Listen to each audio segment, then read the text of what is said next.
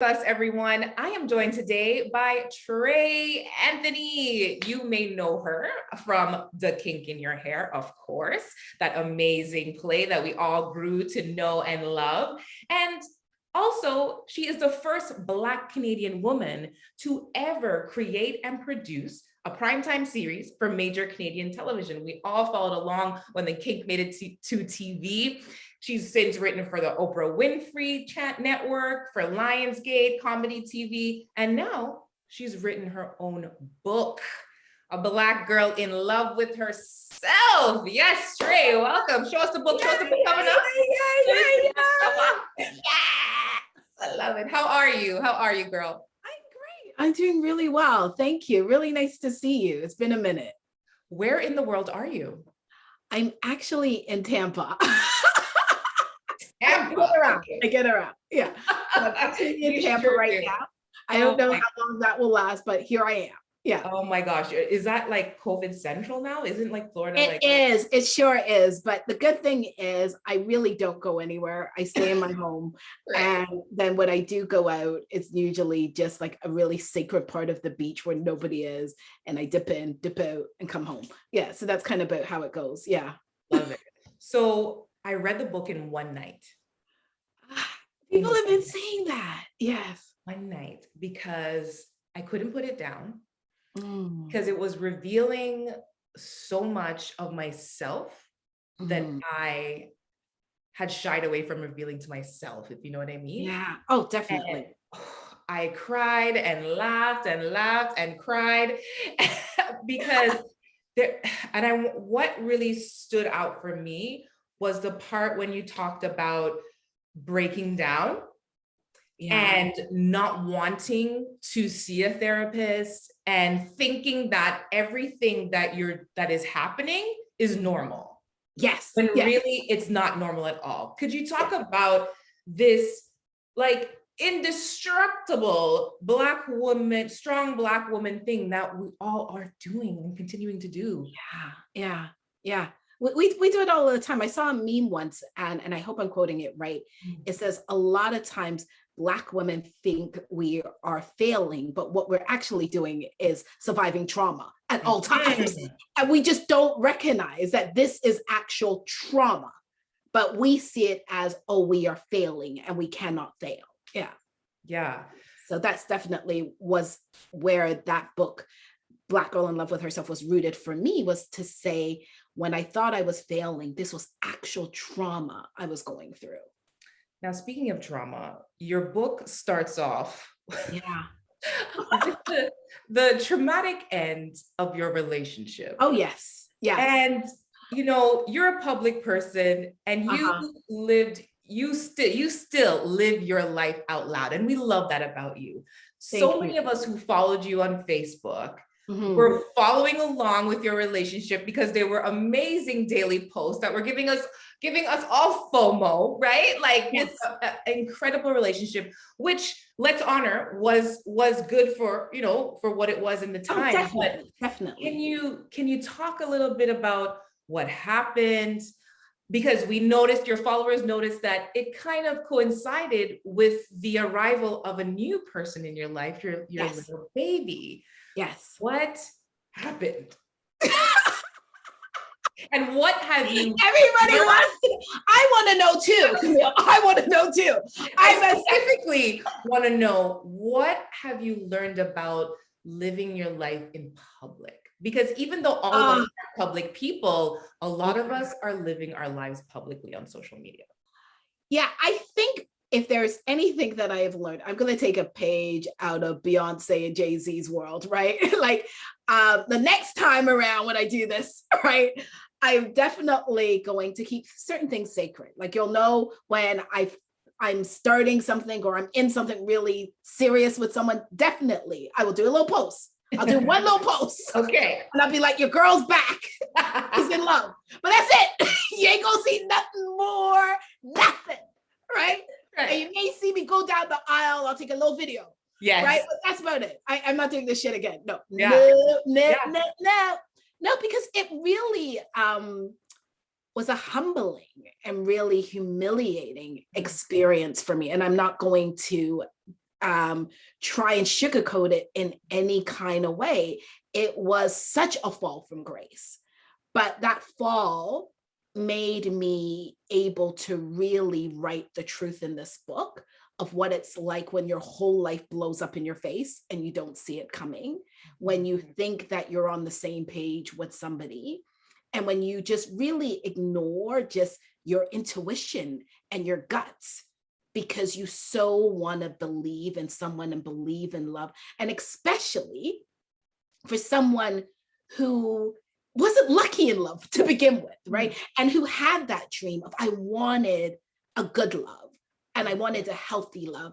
And because of that, I think, as so many women do, that we sacrifice ourselves in order to be in something that may not be the best choice for us. Now, when we look back, right, and you see how much of yourself you gave up in order to make something look perfect, right?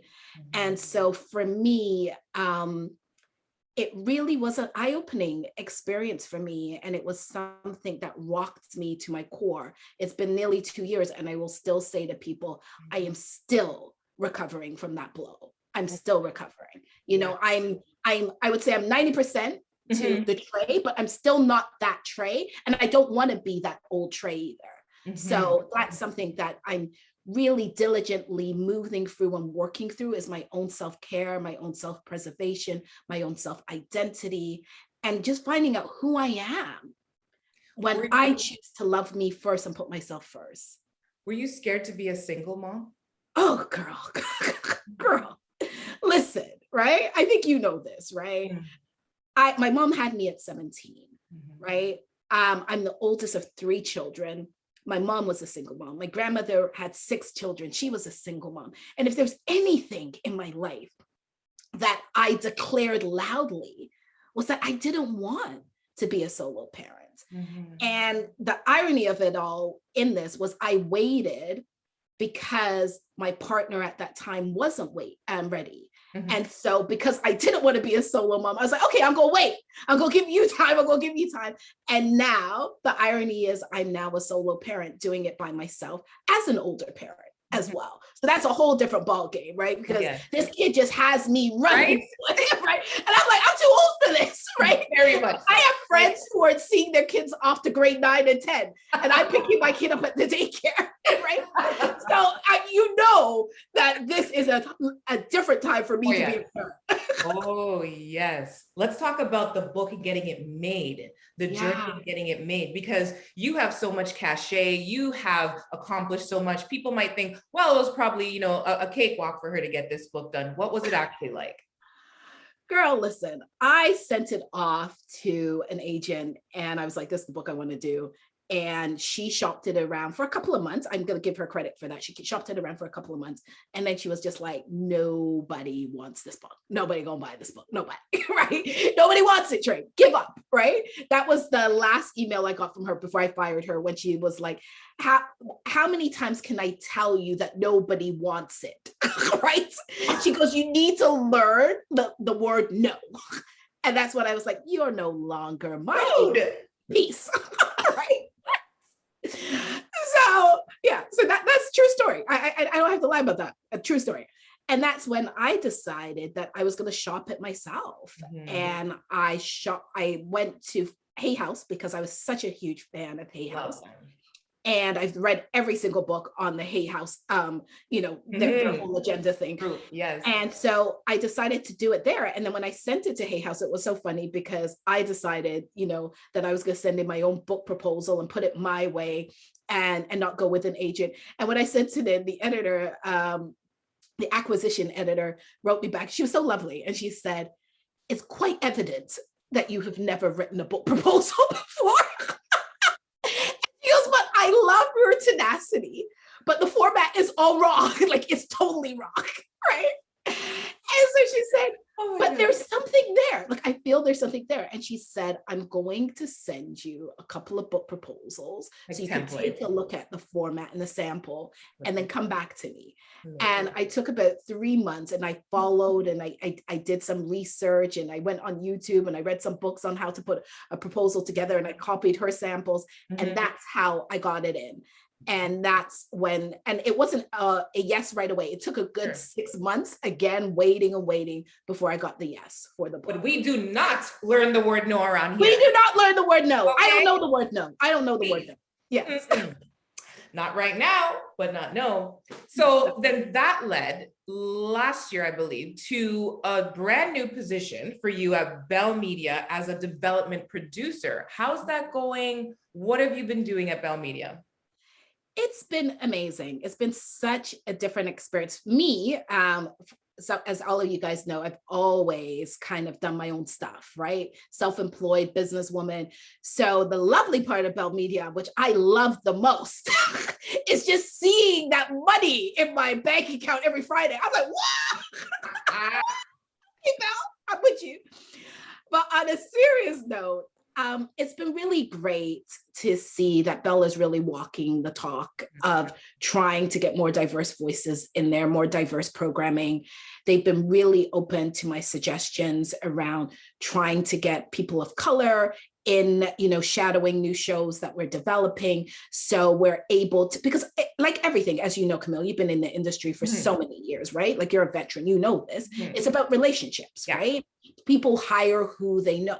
And so if you don't know the people and they don't know you, you're not going to get it. So for me, I've been really instrumental and really active and just really clear that I want to get people in the door, people who people may have not heard about, but who have been doing their thing for years and years out there. And people are like, and the quote unquote mainstream haven't heard of them, right?